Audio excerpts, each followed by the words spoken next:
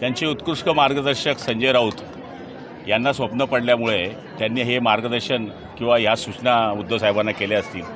कदाचित हे स्वप्न त्यांना मागच्या काळात पडलं असतं तर आज शिवसेनेची अशा पद्धतीची वाताहत झाली नसती. बाळासाहेबांचे स्मारक जे आहे त्यावरून काल बोलताना रामदास कदम म्हटलेत की उद्धव ठाकरेंनी बाळासाहेबांच्या विचारांना कायमा पासली आहे, त्यांना स्मारकाची गरज नाही, त्यांना फक्त ती जागा पाहिजे.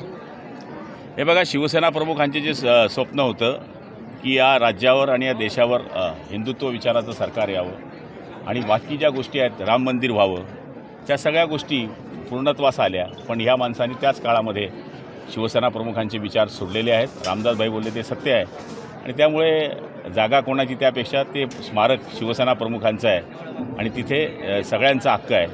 त्यामुळे कोणी म्हणू शकत नाही की शिवसेना प्रमुखांचं स्मारक हे माझं आहे.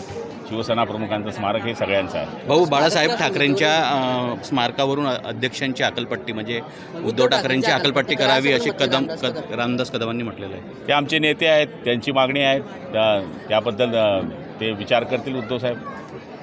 दिशा दाखवण्यासाठी आदित्य ठाकरेंनी भेट घेतली असं म्हणतात. आगामी काळात शिवसेना भाजप एकत्र येऊ शकते?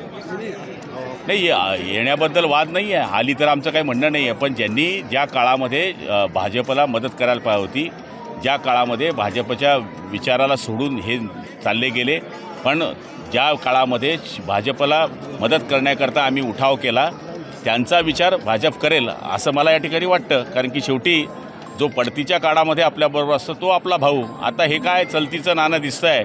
237 आमदार दिसत आहे, 20 आमदार आलेले आहे. संजय राऊतांचा कार्यक्रम संपला आहे. त्यामुळे आता युती होईल नाही होईल हा विषय जरी असला तर मला वाटत नाही की भारतीय जनता पार्टी शिवसेनेला जवळ करेल.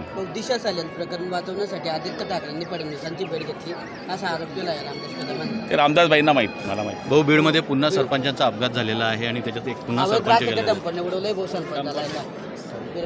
मला त्याची ती कल्पना नाही, पण जर असं झालं असेल तर शासन त्याच्यावर कारवाई करेल. एबीपी माझा, उघडा डोळे बघा नीट.